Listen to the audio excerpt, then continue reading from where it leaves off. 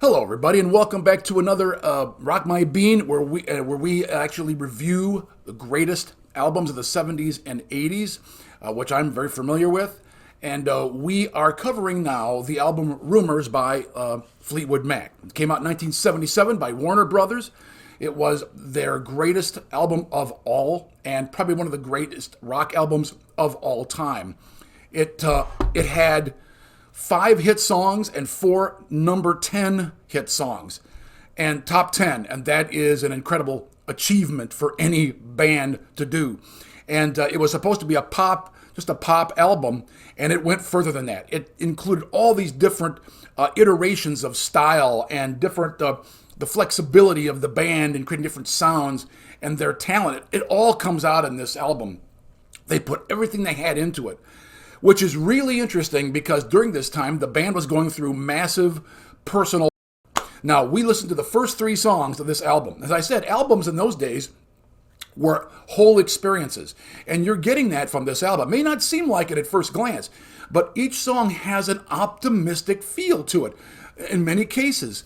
There's some moody songs as well. For example, Dreams, which we listened to the last show, is more introspective and moody and kind of sulking in a way, but also optimistic. It has a sort of a little nice beat to it. So it's not just morose, okay? I've heard songs from the 90s particularly where a lot of people are writing about negative feelings and negative emotions, and the songs feel negative. They're full of negative energy. But these people did something different. They gave it a hopeful, optimistic energy behind all the problems. And yes, they talked about them, but the music didn't bring you down, okay? It actually made you feel good. And now we're on the 4th song, Don't Stop. Now, up to this time, the songs have been different combinations of light guitar, bass with drums, sort of a minimalist approach to the songs, very a light, fanciful, except for Dreams, which was almost dreamy in its feeling, but it wasn't down, it wasn't negative, and kind of a bouncy feeling to all of them. But up till now, everything has been sort of minimalist. And you're thinking to yourself, if you hadn't heard this before, is this all Fleetwood Mac has to offer? Don't they have anything a little heavier, a little fuller, right? Well, it starts with this song, Don't Stop. Now, Don't Stop was one of the biggest hits of Fleetwood Mac's career. And this is the whole band coming in. It isn't just a guitar or a little bass with a singer. It's the whole band putting everything out. And it's one of their big hits. In fact, usually it's one of the last songs they play on their live shows. And actually, usually the last song they play on live shows is Tusk, but Don't Stop is a huge, I think it's the one they end the show with, then they go off stage, come back for their, for the very last song, and that is the song from Tusk. So, all right, so we're going to do Don't Stop. And this one, if you've listened to radio or pop music from that era at all, you'll know this song. It's very, very well known. But when you hear it, it's upbeat, it's light. It makes you feel good about yourself, feels good about the future. Forget the past, look at the future. You know, we could all stand to do less looking at the past and more looking at the present and the future, because you can't change the past. And that's essentially the whole purpose of this song. So let us listen to Don't Stop.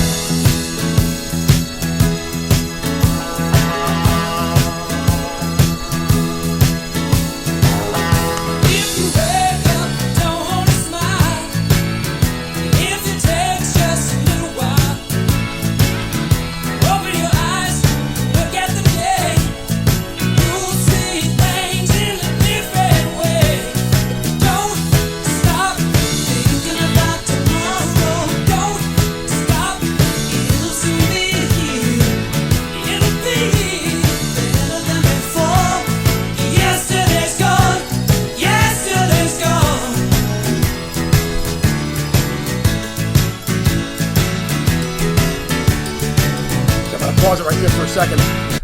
You can see this is heavy piano. They're going with the heavy piano in this. And whereas they've had the acoustic guitar, they've had the bass and drums, they've had the vocals, now they're coming out the piano. The piano is moving to the forefront. This is Christy McVie on piano and keyboards. And this is a Lindsey Buckingham doing the main vocals. And so you've got a whole different instrument organization. The bass, the drums are in the background, and the guitar is just doing a little dun, dun, dun, dun, dun, dun, dun, little accents in the back. It was a piano drum song with vocals. So they've rearranged it, what they've been doing for the last 3 songs, and give you another version, except this is even more upbeat, more full, but now it's piano. So these people had incredible talent, ability to take these different instruments, keeping a sound that they have, and yet keeping the songs upbeat with different instrumentation. And the lyrics are very positive, as I said. So let's continue listening to Don't Stop.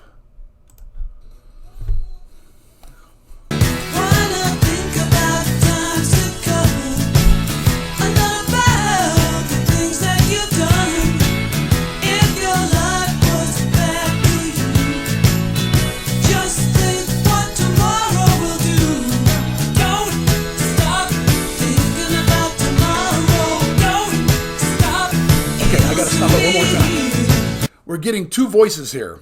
We're getting Lindsey Buckingham singing the Don't Stop, and I think he does some verses, and Christy McVie is now doing the verses with Don't Stop. So they're switching off. So it's Christy McVie and Lindsey Buckingham on the vocals. I want to make sure I got that right.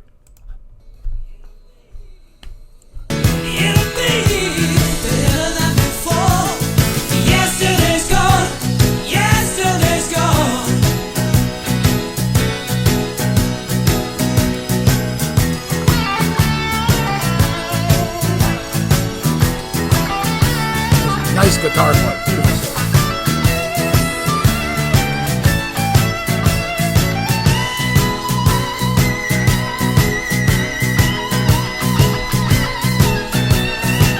Okay, stopping there. Lindsey Buckingham is one of the masters. Okay, he's a master of the short killer solo and fill. And there are only a few guitarists I know that can do these great short fills. One is Elliot Easton from the Cars, and the other is Lindsey Buckingham. And Lindsey just knows how to kill it with a short, melodic solo that just brings life and more life in the song. He injects it with even more life. And it's a fill that you'll remember. In fact, when you hear him live, you'll expect it to be played the same way. That's how good it is. And not too many musicians can do these great little fills in there. That's very, very difficult. And Lindsey is great. And I told you, when Lindsey plays the guitar, he doesn't use a pick. He plays his fingers. He's a finger picker, and he uses it, which is very unusual. He has a very unusual style of playing, and his guitar, a lot of times, has been these hollow body electric guitars. Now, doesn't use it all the time, but he uses it a lot of the time. So he's a very unique guitar player, and a style completely all his own. But it fits so well with Fleetwood Mac and their direction, their style, the songs they write. The songwriting in this is just outstanding. And of course, great instrumentation, and then even better production values.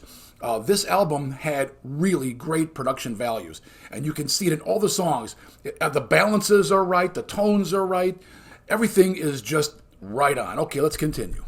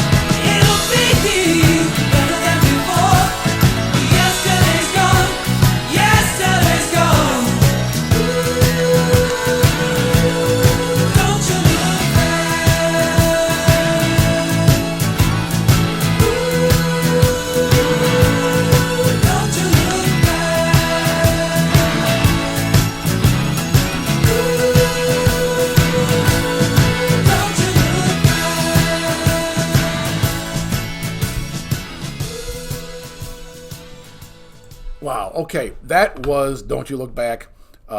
yeah, this song was just killer on the radio. In 1977, this took forefront. This just took over the radio. And it's like, wow, what a great, optimistic song. And I tell you something, too, folks. The 70s was known for optimistic rock, okay?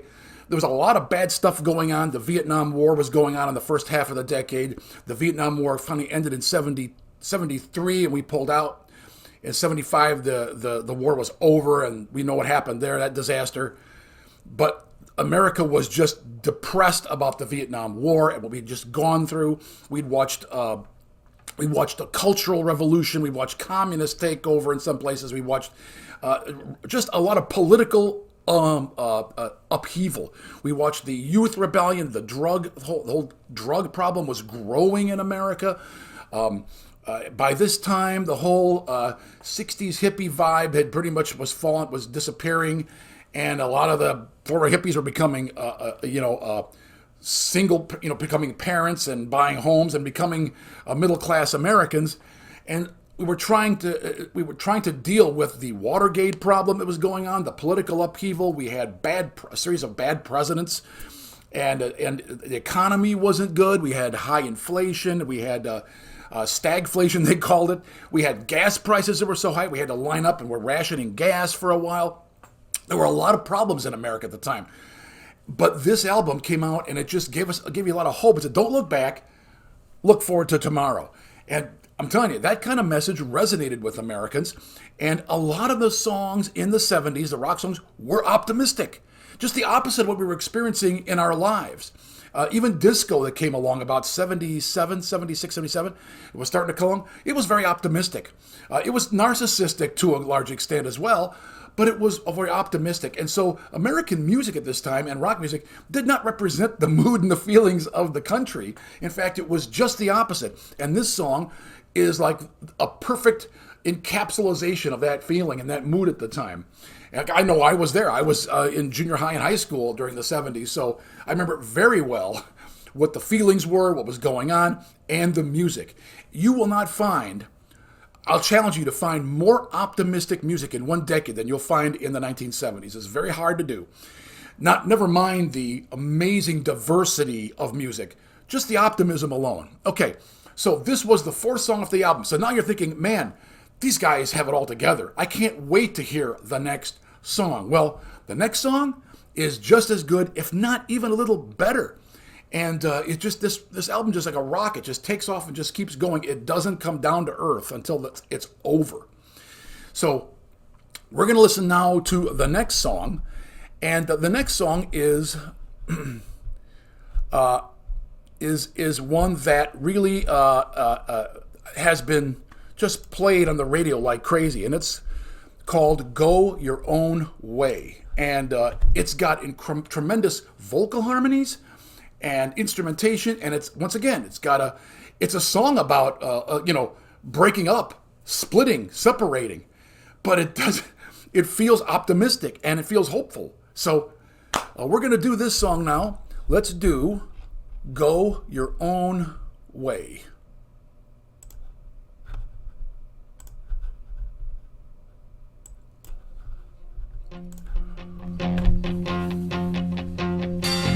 Loving you isn't the right thing to do.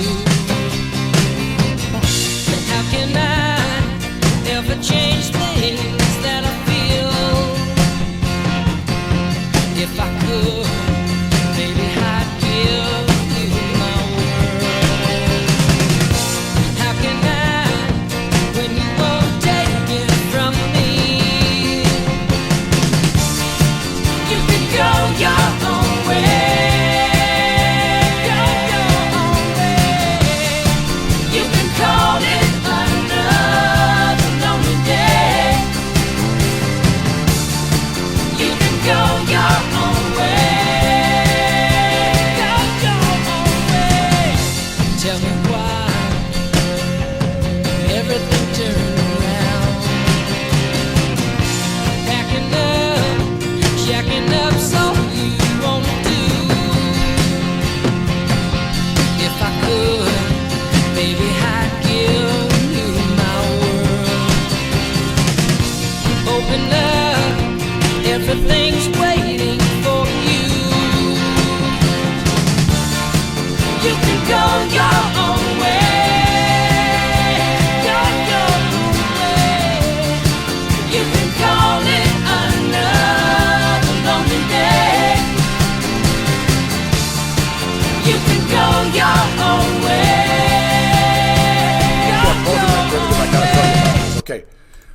You see me air drumming. Okay, I'm a drummer. I can't help myself. So I'm air drumming.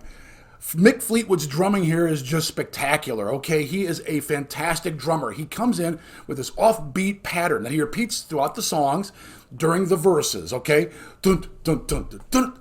Dun, dun, dun, dun, dun. Now, when you first hear it, you're not sure where the beat of the song is. You're not sure if he's on the beat, off the beat, how it's going to come in. You're not sure what is this song going to sound like, okay?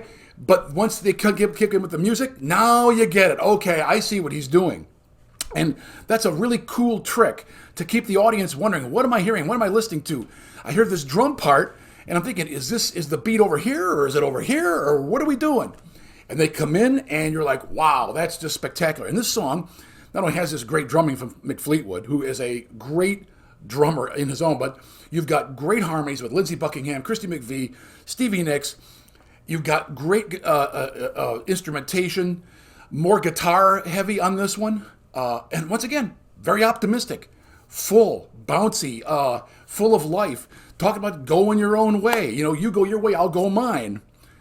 But you don't feel sad, you don't feel down or depressed. It's like, okay, well, this could be good too. And that's an interesting take for anyone. But that's what this song does. And now we're going to get into some guitar leads here. Once again, Lindsey's guitar leads are off the charts. And it can be kind of minimalist, but when he hits that note, those notes, it's exactly the right notes for what's needed for the song. Okay, here we go. Let's continue.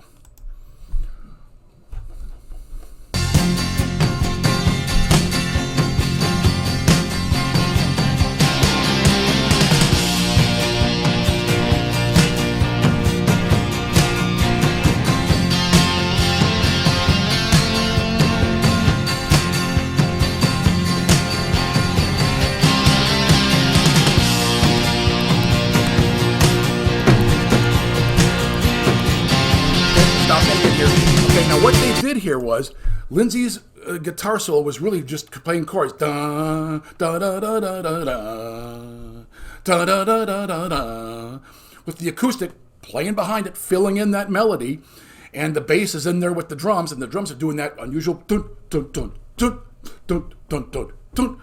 So there isn't like a separate guitar solo as you would think of one here, but it carries that melody forward, and it feels forward moving. Like it's not holding you back, it's moving forward. And they're letting that melody of that song, that verse, carry you along without coming in with some crazy solo to give it a different feeling. It doesn't need one. The song has the emotion it needs, and you don't need to change it with a guitar solo. You can't enhance it. They just went with it. They carried it on without lyrics. And now it's going to go back into the lyrics. You can go your own way. So here we go.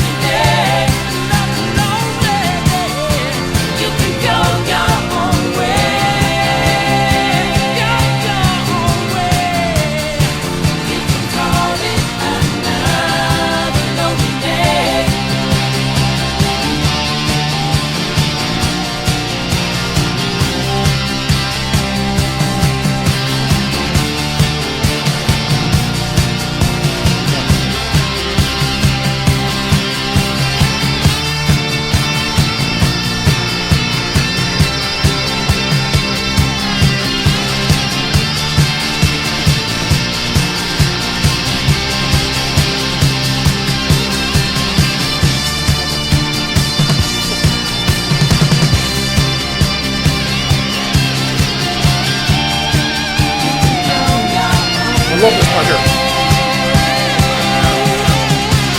Love that. Love it.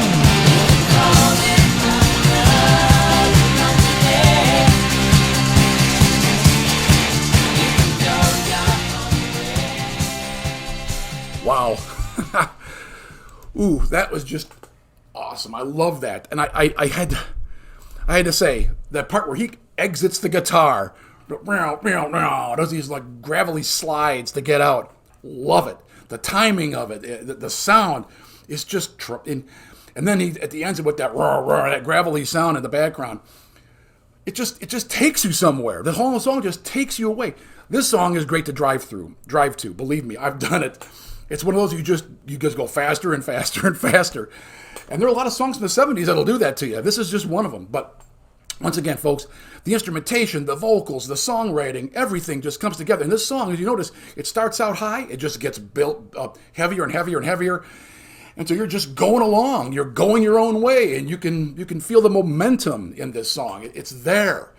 Like I said, I love the little guitar stuff that Lindsey's doing, and that when he leaves that the guitar part at the end of the song is just awesome. Okay, well, that's all we have for this album review. Now we're going to continue on with the rest of this album. There's still more songs to do. We have Silver Springs, The Chain, which was a huge hit. You Make Loving Fun, fantastic top 40 hit. I Don't Want to Know, Oh Daddy, Gold Dust Woman, and Songbird. All these songs are great, and I think four or five of these are still going to be big radio hits. So there's a lot to listen to, and I'm just glad you're here to enjoy this with me and having a great time. I love this music. I love listening to it, and I love telling you about it. If you're from my generation, you understand how awesome this music is, and if you're new to it, you need to listen to it. Get a copy. Get a record, a vinyl record if you can, and a record player, and listen to the crackles and do it right, because that's what it was made for. It was not made for CDs or MP4s. It was made for records. Get the album. Look at the album like we did. Make it an experience, not just listening to a song, okay? There was an experience in the 1960s and 70s and 80s when you bought records, okay? And I know by the 1880s it was the last decade for records. CDs were coming in. But the album experience, the record experience is unique to that time period, and the music demands it, okay? It's part of the experience of listening to the greatest albums of the 70s and 80s. Well, thank you for joining me on this trip, this magic carpet ride, as we continue on with the album Rumours by Fleetwood Mac, and I'll see you again soon.